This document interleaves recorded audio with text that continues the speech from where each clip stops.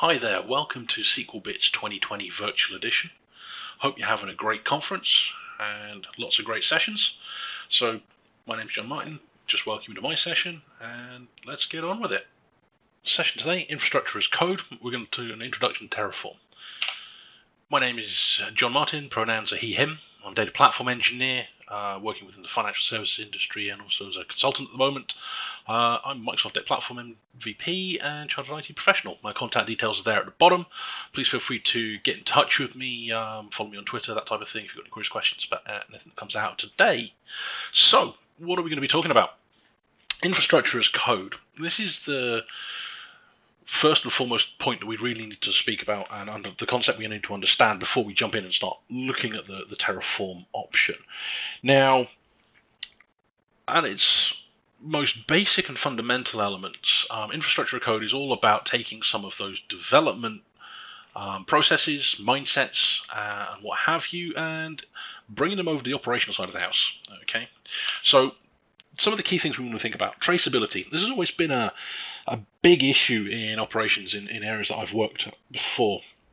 Understanding who made what change, where, and when, as good as your CAB process, your change control can be, actually having that traceability to track down what changed in your infrastructure at what point in time can be quite difficult. If we move to an infrastructure as code type model and we adopt things like source control, what that means is that we've got that history that we can review and we can say, okay, well, what's going on? We've also got the ability to encapsulate a lot of that complexity. So historically, places I've worked, the more junior members of the team were given the more mundane elements of the regular processes, so building servers, database deployments, that type of thing, to bring them up to speed very quickly in what was going on in the environment, processes, protocols, that type of thing was being done. If we take an infrastructure as code perspective, and we've got someone who's developing the infrastructure definition and then encapsulating it within a module within the code, what that means is that the deployment mechanisms, the junior members of the team, they don't have to go through that sort of arduous process of, okay, well, this is what servers are called, this is where they get deployed, all that sort of stuff, because that's all handled, essentially. You pass it some parameters, it does the work. What it means is that you can then look at bringing those members of the team into the core value delivery element a lot quicker. So performance tuning, optimization, stabilization, security, that type of thing. They're really big hitters when it comes to operational aspects that really need to spend a lot of time and you really need to be good at. You can, by taking a lot of the infrastructure as code, you can abstract a lot of that away. You can encapsulate it into something that's a lot simpler to deploy and manage, and you also end up with a much better standard of deployment, because then everything's calling the same code. You haven't got 3 or 4 people writing a slightly different PowerShell, for example, to deploy and do the same sort of things. Building what I said around the traceability about who did what, where, and when, this is where versioning comes in. So really what you want to start thinking about, especially in the cloud environments, or even if you're on premises with things like VMware, for example, what I want to do is say, actually, version 1 of my infrastructure looks like this. Okay, version 2.3 of the application runs on version 1 of my infrastructure. Now, if you get a big request in to change something, so I need to add an extra 3 or 4 web servers, for example, so we're going from one site to multiple sites, or putting a new load balancer technology in or something like that, that's version potentially 2 of your infrastructure. So as that goes up, what it means is you've got that in version control, you've got that in GitHub, or you've got it in Azure DevOps, that type of thing. What it means is you can then do you can easily sort of do a diff between the two, what's version 1 versus version 2. Okay, you can automate that deployment and work on essentially saying, okay, well, we've deployed the infrastructure, then we're going to deploy the application on top of it, and then we're going to test it. Does it work? And then you start going back and say, oh, well, actually, no, we got this bug. We made this fix in the infrastructure configuration to solve this bug. And then you go through and you get a lot of that traceability from the testing and the validation. And then you've got the versioning to say what changes were made and why. So it all comes back in as one part of that big life cycle. And that's where it's typically referred to as a software development life cycle. And this is almost like an infrastructure development life cycle as well that we want to take on and we want to facilitate, just to make our operational governance a lot better, becomes a lot more robust, we can deliver value a lot faster. And then finally is the concept of idempotence. Now, this is something where if you use PowerShell, for example, you've typically got to write that in yourself. You're essentially saying, okay, well, get me the definition. Does what I'm trying to work with exist? If it does exist, get me what it is. Give me its definition. Okay, does the current definition differ from the existing definition, or is it the same? If it's the same, I don't really care. I don't want to touch it. If it's different, okay, what's different? What's the impact of the change? Now, by making things idempotent, it means I can rerun the same piece of code over and over and over without adversely impacting anything that may already be there and doesn't need to be changed again. So, again, when you think about, I need to, is it as I should be? Okay, well, I can rerun this, and I know that it will basically reset it to a baseline, that type of thing. But it won't go and completely blow everything away. What it does mean, though, is you just need to be very cognizant around certain dependencies between resources, and if you're going to make a change as a destructive change, what does that cascade into? So again, it's very important to take some of these infrastructure, these sort of coding development mindsets, and bring them across the infrastructure side of the house when we start thinking about how to use this concept for managing our infrastructure. Because I don't want to be using things like the Azure portal and doing everything with my mouse. I want to be deploying it via code, because that speeds things up a lot better. It means that I'm getting more consistency. Which is why we think about why we should adopt infrastructure as code from an operational standpoint. Consistency is the key thing here, okay? If I've got that code defined, and we talked about encapsulation, and I'm calling the same code over and over, and I'm just feeding it parameters, I know that it's going to be deployed the same way every single time. That gives us the repeatability. That repeatability breeds confidence. That confidence that the business has in, okay, well, I know that they can spin up in an environment and it's going to look the same very quickly and very easily, which means that when it comes to managing multiple environments, I don't have to have a dev, test, UAT, performance, and regression system all stood up 24/7, just on the off chance that some of the development or application or business teams want to try something, and therefore I have to provision a large amount of resources, and if it's on premises, I've got to buy some extra servers, because that servers are going to be running, that's going to be the cost. I've got server licensing, I've got Windows licensing, VMware licensing, that type of thing going on top of there. Or if I'm in a cloud scenario, you've got virtual machines spun up all the time, or if you're using Azure SQL Database and you've got them set up, then that's money you're basically just burning for nothing. Whereas if you take a more sort of code-driven infrastructure as code type perspective, this consistency and repeatability breeds the confidence to say, yeah, we can tear it down when we're not using it. And if I know that in 3 or 4 hours I'm going to need an environment, I can push a button, out it comes, which again is looking at cost minimization. You're actually having a saving on the bottom line for the business. And coming back to that push button element, that automation, I don't have to go and do that deployment for my development team, for my business users, for an external third party who needs to do some testing to see if the new version of their application works when they migrate the data into it for us as part of that. What it means is I can go and concentrate on doing the performance tuning, the optimization, the solution architecture, that thing that's really valued to the business to help drive us forwards.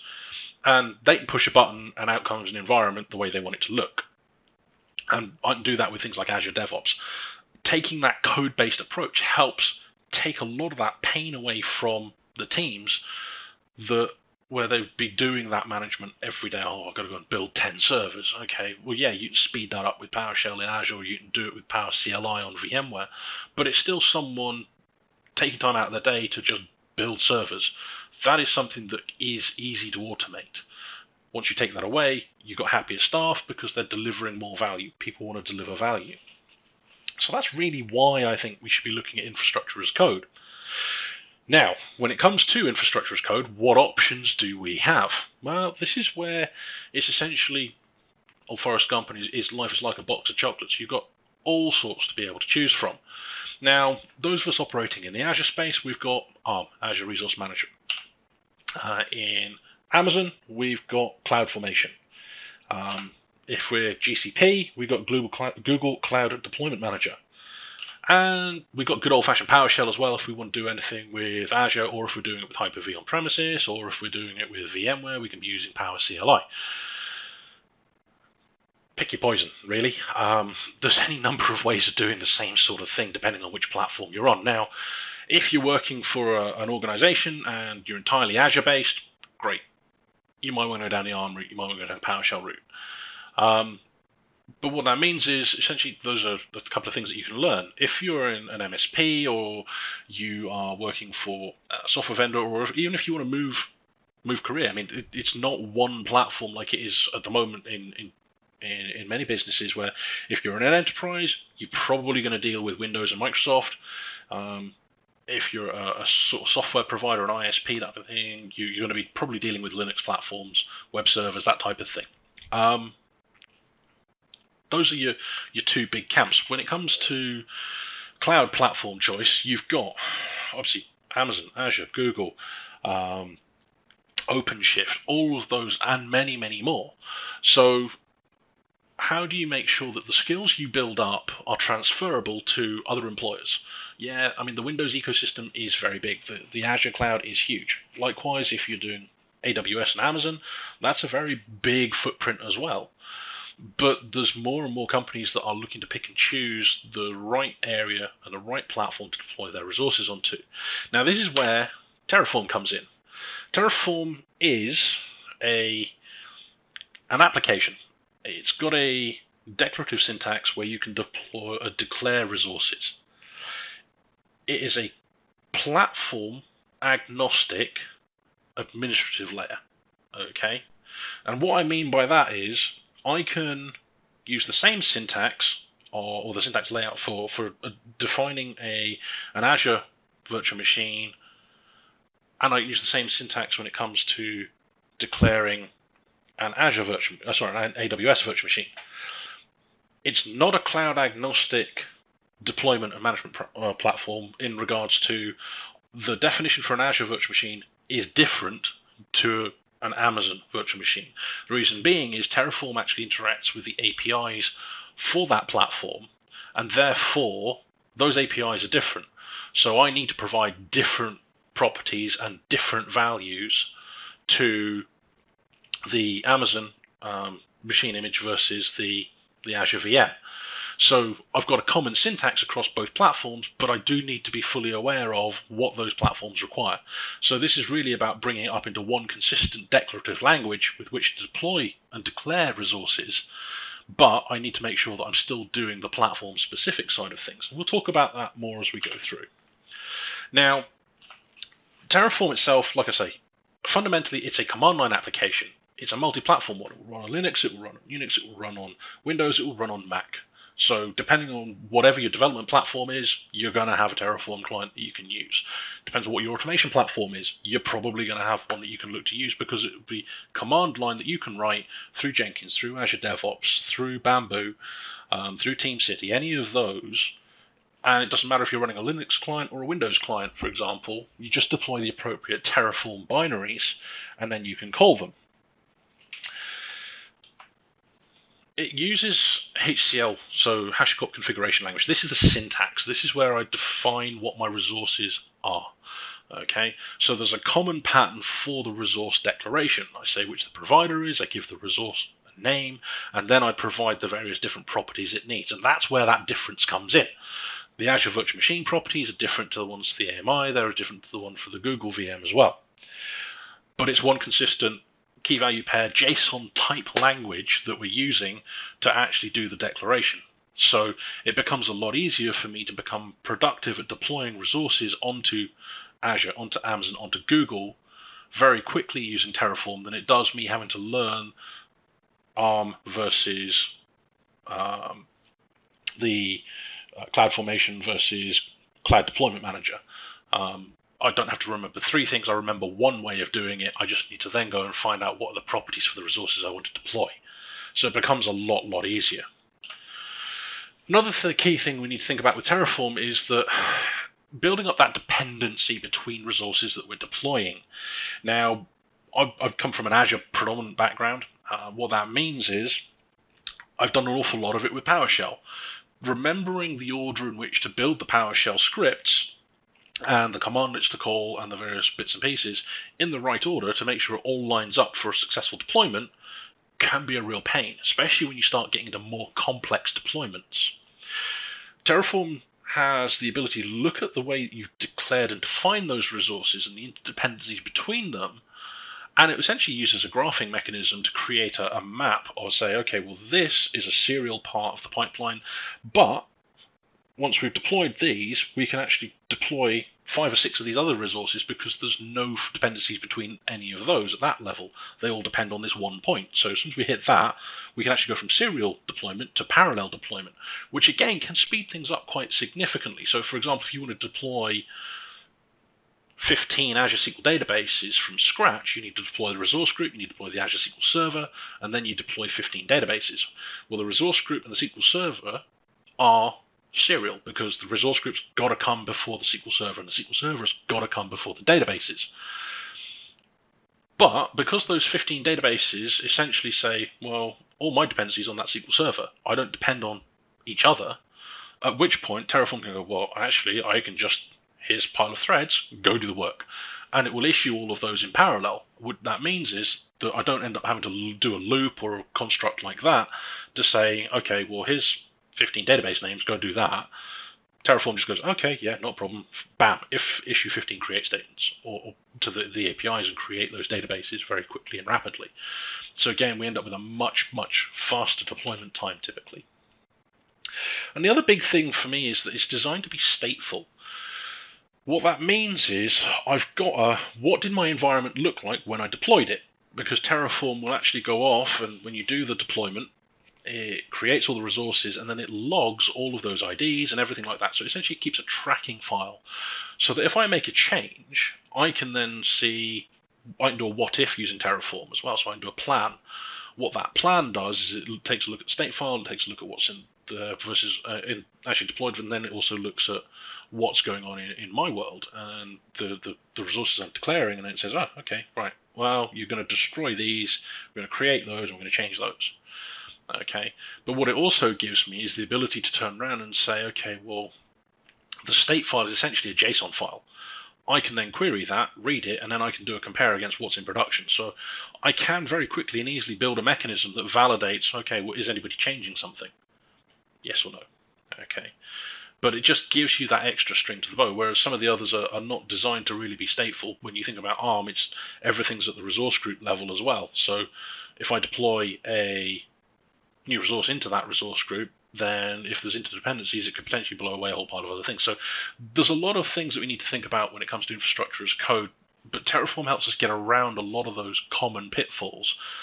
It's still not in version 1 yet, it's still sort of advancing very, very rapidly, but it's come after the ARMs, the Cloud Formations, and the Google Cloud Deployment Management platforms, which means it's seen a lot of things that are not quite right, which it's trying to fix, which is actually quite beneficial. So, what goes into Terraform? So, at its most basic level, we've got providers. So once we've got the Terraform application, we're writing the TF files. The providers essentially are that interface between the HCL I declare and actually getting those resources onto the particular platform. So there's a provider for Azure, there's a provider for Amazon, there's a provider for VMware, there's a provider for Google. Okay, there's a provider for GitHub. As you're not just constrained to cloud platform resources like that. Okay, so there's a huge number of different providers out there, and the vast majority of them are open source.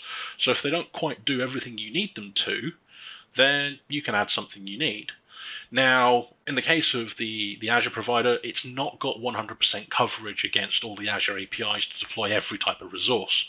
But then when you look at what Microsoft's offering is, Azure CLI, PowerShell, the APIs, not one of those actually has 100% coverage either, depending on the resources, depending on the platform components that you look to deploy and manage. So whilst it doesn't have 100% coverage, the reality is there is nothing out there that's got 100% coverage on the Azure platform. When you start going to CloudFormation again, you've pretty much got 100% coverage there, but you've also got a Terraform provider that's maturing very rapidly. Then we've got the resources that we define, and these are all essentially part of the provider. So this is what the provider says it's going to go and create for me. I define and I declare my resources in my HCL files, and then off we go. That's what we're looking to deploy. Now, we can also pull in data sources. Now, one of the things that Terraform is very good at is, okay, I've got a pre-existing infrastructure. Now, if I've deployed some of that with Terraform, great, I can actually reference the state file.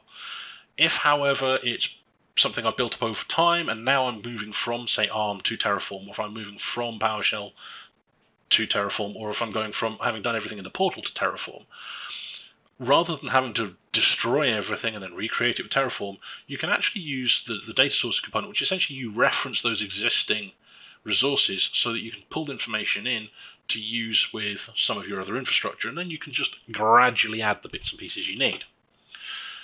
Variables help us when it comes to parameterization, building reusable code, so I can put the variables and declare them. I can then put them in as properties for supplying values to the properties of the resources or whatever, and that way I've got reusable modules of infrastructure as code.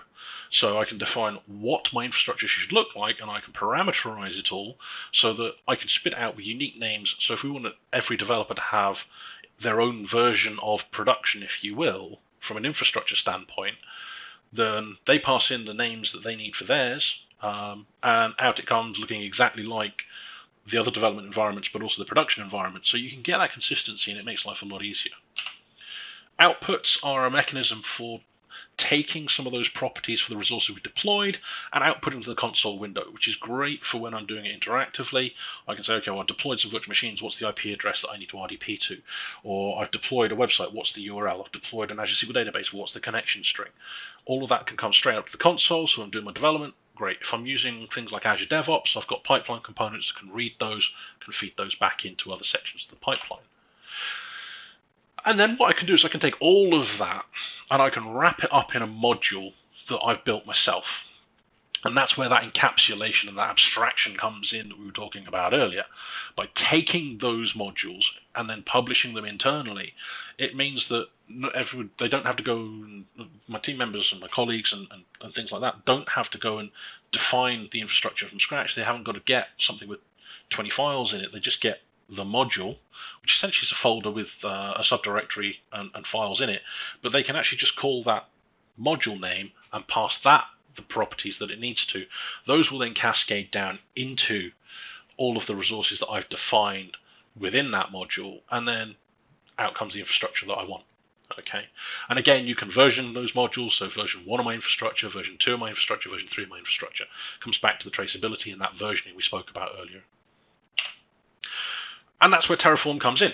All of this just rolls up and gives us what we want. Makes our life a lot easier. And it's all consistent.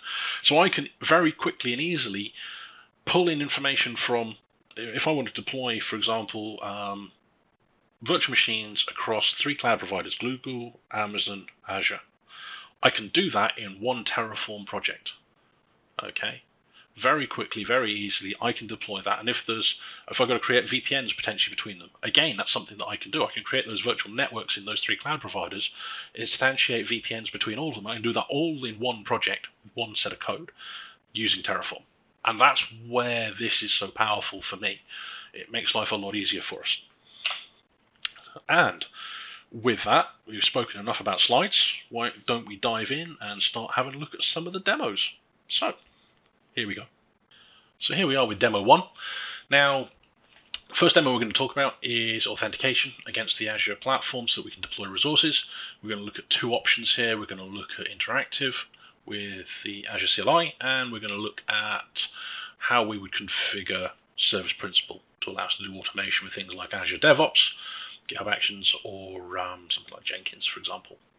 So first and foremost, make sure you've got the Azure CLI enabled, and it's a simple case of AZ login. Do that, you'll get a browser window. In this case, I'll just authenticate with that one.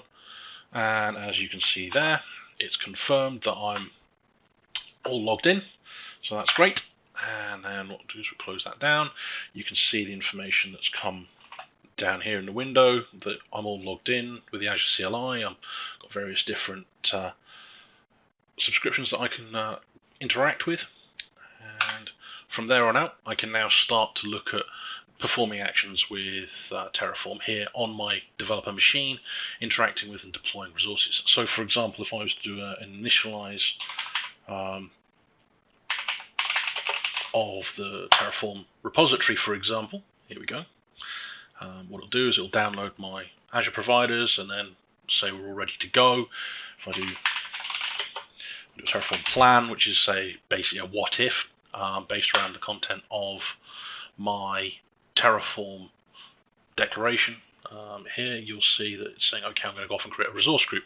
Now what that means is, in the main file here, you'll see I'm defining a resource group which I'm going to deploy to UK South. Basically, there's the name of it, there's the location of it, and in order to do that, I need to tell Terraform which provider I'm using, and in this instance, I'm using the Azure RM provider. Now, the version that I'm using here is 2.27.0, which is the current one. And one thing I would recommend is that you constantly review the change logs so you can see which is the current version. Are there any bug fixes, any new feature additions, that type of thing.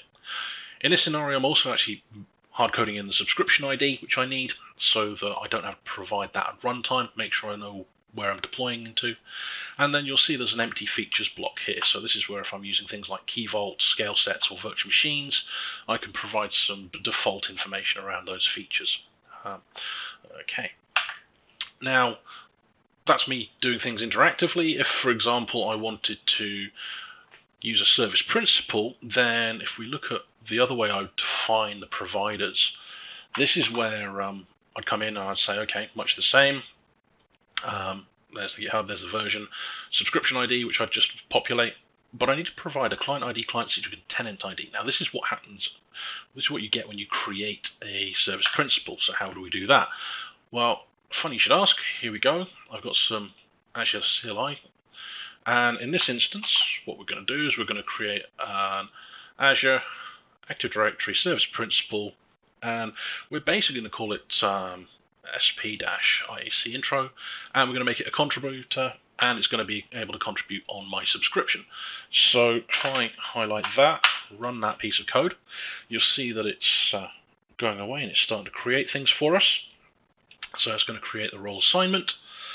And once it gets around to doing that, you'll see down the bottom here we've got some key information. Now, the app ID is the name, essentially, that we need to provide into the provider. The secret is the password. And the tenant information, again, is what are we authenticating against. Okay, so once we have all that information, we can plumb that into the providers, provide that here, pop in the subscription ID if we want to hard code that in as well, and then whenever we do it, we don't need to do the Azure the AZ CLI login. We've got all the information hard coded here. Now, hard coding it in obviously is not something that's going to be a good idea when it comes to putting that into source control, because obviously you don't want to put your secrets in there. So what you'd look to do in this, my recommendation would be really is tokenize this, and that way you can inject it at runtime in your automation platform of choice, and that way you're going to be avoiding a lot of the potential pitfalls of having to do secret management. So you've got things like Terraform Vault, which you can integrate with as well, or you've got the ability to integrate with Azure Key Vault with things like Azure DevOps, where you can pass in secure secrets at runtime, that type of thing. Okay, so bearing in mind we're still logged in, so if I clear the screen, if I go Terraform apply, what you'll see now is that Terraform will take the definition of my main.tf and it will basically use the information that's in my providers.tf in order to basically go and say, okay, well, I'm going to look at creating this resource group down here, this one here. But in order to do so, I've got to provide confirmation. So if I just say yes, what that will do is it will go off to Azure and then it will go and create our resource group. Now, one of the things you will notice is if we look up here in the folder directory, you'll notice we've now got a .terraform folder and a tf state file. Okay, so the .terraform is internal information. So when you do the Terraform init, it goes off and it downloads various plugins and bits and pieces that it needs in order to be able to run. Because what it does is it looks at what's in the providers, it looks at what you've defined, and then it will go down and reload, basically download those required providers. The TF state file, essentially, how this differs from, as I mentioned earlier, things like ARM, is that it's a stateful scenario. So when it goes and does a deployment, what it's doing is it's actually creating that state file and persisting it for us. So we can see that it's gone off and it's gone and created us a resource group. We can see which provider it's using, we can see the ID, we can see where it's located, we can see the name of it. and other information we've got there. So very quickly and easily, we've got that information to hand. Now, in the next demo, we'll talk about how to take that off your developer workstation, put it somewhere central, so that if you are using automation or if you're using team-based deployment in a sort of constrained single environment, how that you put that somewhere central so that everybody can look at using that. Now, if we come over to the Azure portal, you just do a refresh, we should now see that there's our resource group which has been created. So that's nice and easy. So if I click on that, you'll see there we go. That's it, subscription it's in. We can see all the information. But it's just a nice empty resource group. We'll be doing that just for brevity, given the time that we've got, and we'll go from there. So that's the very sort of high-level view of what's going on with regards to authentication for Terraform when you want to look at deploying resources. So now here in demo 2, we're going to move on and we're going to talk about state management, as I mentioned a moment ago. So what we've got here is, you'll notice we've got an extra file compared to where we had them previously. We've got something called backend.tf. Now what we're going to do for this one is we're going to look at centrally storing the state file in Azure Blob Storage. So what we do is we come into here and then I'll show you what we've got. So it's saying in this Terraform, the backend is going to be Azure. We're going to store the information in this storage, in this container, in this storage account, in this resource group. And this key information here is essentially what the state file is going to be called. So I'm being very sort of explicit in what I want this to be called, demo2.terraform.tf state. So when we do the deployment, that's what we'll create in Azure Blob Storage. Now, obviously we now need to create some blob storage. So if we come here, I've got some Azure CLI. So I'm going to set my account context so I'm deploying to the right place. What we'll do now is we will look at creating the resource group that we need. So that will go off. We can see now that Azure has created that for us. So now we've got that, we now to create our storage. So I'm just going to create a very basic Azure storage account here. So that's going to go off. As you can see, we're looking at using it in the UK South. It's just standard geo-redundant. And that's the name of the storage account right there. Just bear in mind that when you're creating storage accounts that they're all going to be lowercase in name. So these take a little sort of couple of minutes or so to spin up the storage account. There we go, that's just happened. We've got a lot of the information there around our endpoints for the blob, for file, various bits and pieces of information that would be quite useful for us. And then finally we'll come down here and we'll create the container into which we want to put our state files. Nice quick operation there for us as well. So now that we've completed that one, we've got all of the information corresponding here in our back end. What we need to do now before we crack on and do any deployments is we need to do Terraform init. So what we need to do is basically say, there we go, Terraform init. Oh, helps if I can spell.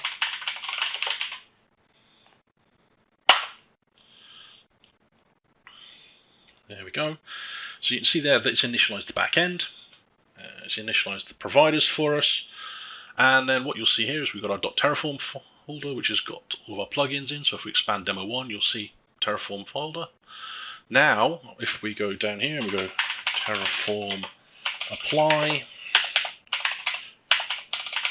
Now I'm going to use the auto approve flag here so that I haven't got to do the typing in yes like I did for the first demo. So what this will do for me is just go straight through. So now we'll see where we go. So what it's doing is it's in the background going off, starting to run a plan. And then what it'll do is it should, there we go, deployed our resources, which is great. So what that means is if I come across, and just quickly showing the main.tf, it's basically the same as we had in the first one, only this time we're calling it demo 2 because, well, we're in demo 2. So now if we come across to Azure portal, we'll give it a refresh. You'll see here now I've got the Terraform backend resource group. And if we click through there, you'll see there's our storage account. Click into containers, there's our container. Within the container, we now have our state file. If I click on that and then go to edit, we'll see the content thereof. So you can see it's very much the same as the one that we have from the first demo. Okay. Now, what you'll see is obviously the state files here persist on my local machine for demo 1, for demo 2, and I got it in blob storage. So anyone who's in my team who's got access to that blob storage account and we're working on the same resources in the same shared type of environment, when I'm doing some actions, so for example, if I'm doing a deployment, I can lock that state file, which prevents other people from then trying to do a deployment in parallel with me. We get a bit of a muddle, and then we go from that. Now, one thing I will say is please don't go and edit the state file, because obviously any changes you make here that then cause it to sort of deviate from actually what's deployed versus what's obviously been declared, then that's when you can get into a bit of a muddle. So always worth not doing that. By all means, take a copy of it, store it somewhere, use it for your documentation, but really shouldn't be going off and editing that one. So that's demo 2. We're having a quick look there at just deploying that with a back end where the state files are up in Azure. We'll continue that for the rest of the demos.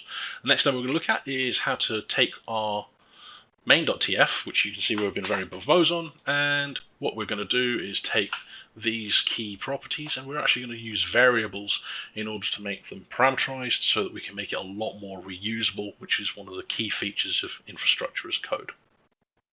Here we are for demo 3. Now, building on what we did in the first one and the second demo, we have now also added in a variables.tf file. And this is where we declare the variables that we want to use to basically provide properties into the resources we want to create.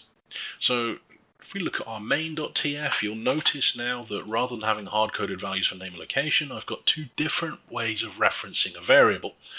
Now, option 1 here for name is referred to as interpolation syntax. This is deprecated where you're doing a simple variable assignment for a property, in preference for the one below it. However, interpolation syntax is still required where you may be concatenating a couple of variables together or taking a string and concatenating a variable onto the end of it. Okay, so it's still a relatively applicable syntax, just not in this particular scenario.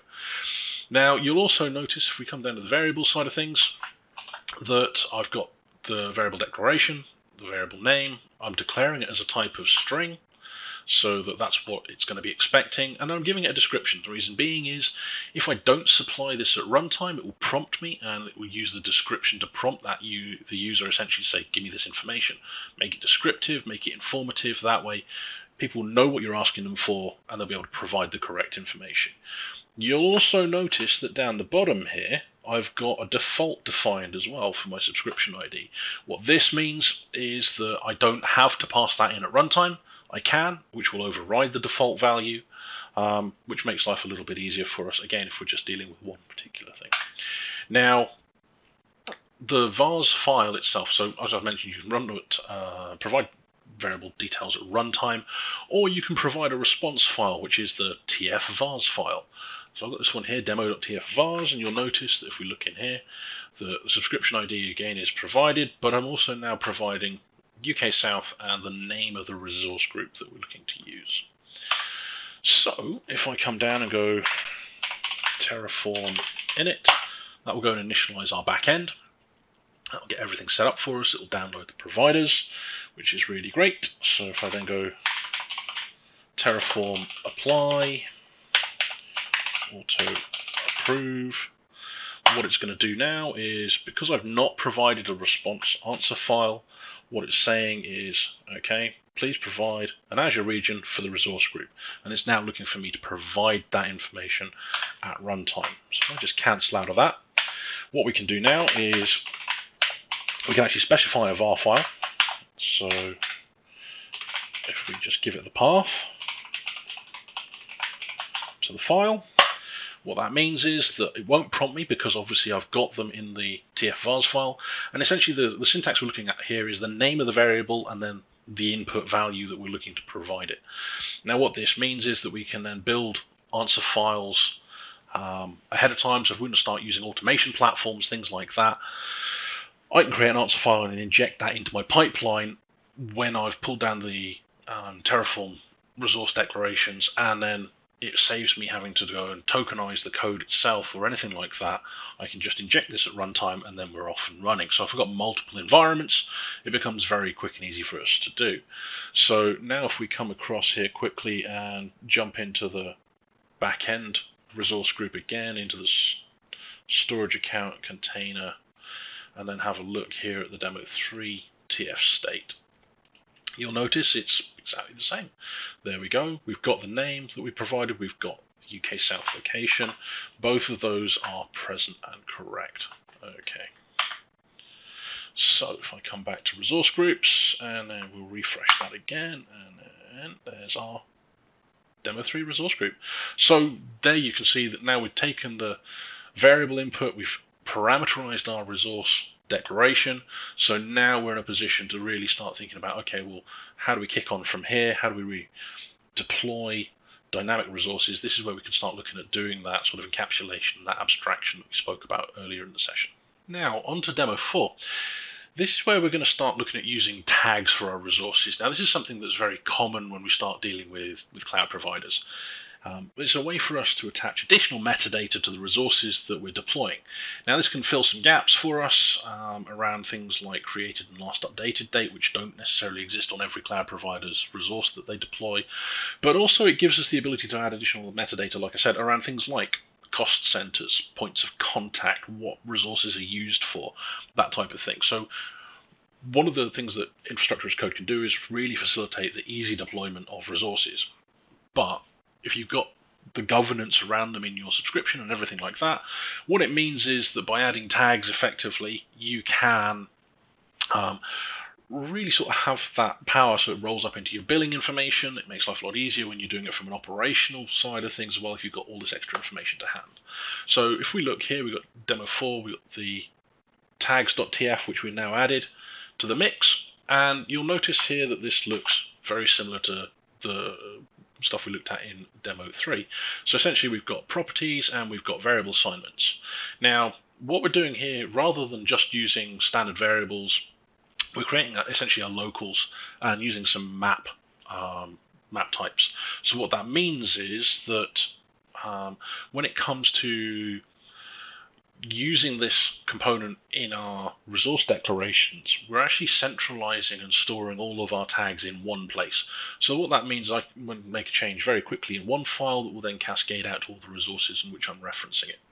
Now, you'll also notice that down the bottom here, I've got two additional tags called create date and last updated date, which are leveraging the timestamp function which comes with Terraform. So what this does is that when we run the code, it's going to look at the current timestamp and then it's going to apply that.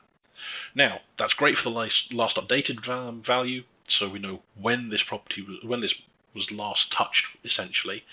Created date, however, you don't want that being updated all the time. So when we come back to the main.tf, this is where we've got this little lifecycle block here, and essentially saying, within here, ignore any changes that could result in created date being updated as a tag. So essentially what I'm saying is this particular property, don't go and update it, ignore it. Now that can also be useful for where you've got external processes that may be updating certain properties or functions or aspects of resources that you've deployed. Okay, so looking at the bigger picture, is there an automated system that is tweaking potentially the scale of a platform? So if you're looking at the number of instances of something like a web app, or the number of cores that were applied to Azure SQL Database, that type of thing, you may want to exclude those properties after you've done the initial deployment, because you've actually got another part of the system managing the automatic scale up, scale down based around workload, that type of thing. And what you really want there is the initial definition to say this is what it went out as, and we'll ignore that in preference for listening to what that operational piece is actually doing.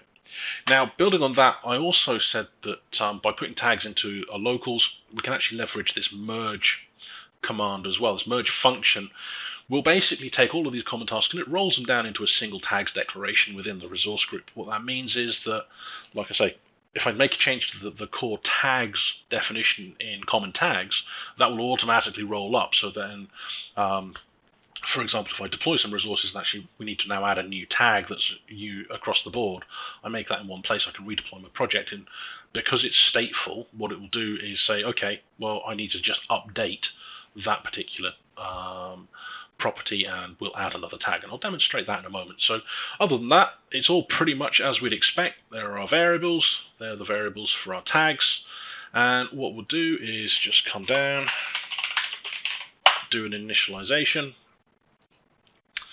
There we go, set up the back end, download the providers, off we go.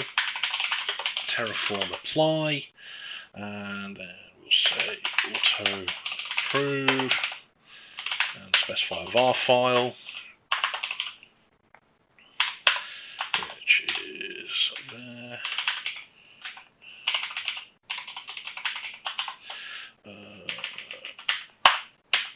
Get that right, and then we kick that one off, and what we'll see is, once it's done, if we give it a moment, it's going to go and check everything, run the plan in the background and do the automatic deployment. There we go. If we go and have a quick look at the back end again, into the container, there we go. There's our demo4.tf state. We'll edit that just to see what we've got. And you can see there, we've got the information that came out of RTFVars file. You can see we got last updated, what I'm using it for, teacher cost center, created date. Create date's an interesting one because it's one of those properties that's really, really useful, but just doesn't come out of the box. So again, this is a great use for tags. And especially when we start looking at automating code deployment, that type of thing. You'll notice there that it's running in UTC time. Now, as I said earlier, if I want to add an additional tag, so let's just add one called conference, and we'll hard code the value in here. SQL bits 2020. Okay, save that. What we'll do is we'll just come down, we'll rerun the apply, and that should go off and update our. There we go. It's refreshing state for us. Okay, and we're complete. You can see what it did. Didn't add anything, didn't destroy anything, but it did change one. So if we come over here and refresh that, you'll notice now that we've got the conference tag and it's populated with SQL bits 2020. And what you'll also notice is that the created date has remained the same, whilst last updated date has obviously been modified. So we're now in that position to say, okay, we're tracking through on those particular changes. So we can see that 656 versus 657. Okay, so if we come back to our resource groups, refresh that one. Again, we click on Demo4 resource group, and you can see we've got the tags here. So they're all present and correct. Now, obviously, like I say, these all roll up into billing and that type of thing, but if you're using Azure policy, for example, to make sure you've got this in place, so environment must be development, test, production, that type of thing. Again, this will all sort of roll up and just adds to that overall governance piece around Microsoft Azure's platform that you're using. So, we've had a look at Terraform, and time to have a quick summary before we wrap up. So just want to reiterate that Terraform is a cross-platform tool, and it's really about managing infrastructure resource deployment. It's not about deploying and managing the internals of resources. We can create deployment pipelines, and we can leverage automation, and it makes life a lot easier when we start doing infrastructure and testing, and we don't have to have things stood up all of the time. This is where you want to, as I said in point one, this is if you want to manage the internals, that's where you need to ally it to things like Ansible, Chef, Puppet, PowerShell, DSC. So once you've deployed, say, an Azure virtual machine, you can then manage the internals of it. Really look at what the options are around automation with the likes of Azure DevOps, GitHub, Jenkins, Bamboo, and the various different options we have available to us. Make sure you look at versioning and managing your infrastructure as part of your application, essentially. So version 1 of your infrastructure and version 2 of your application go together to provide version N of your solution to the business or to your customers. And then finally, really helps with improving infrastructure governance, just good development practices around testing, basic documentation, source control, all those things go into making this a robust working methodology. And with that, thank you very much for your time. If anyone's got any questions, we'll get those answered. And I hope you have a great rest of the conference. Thank you very much.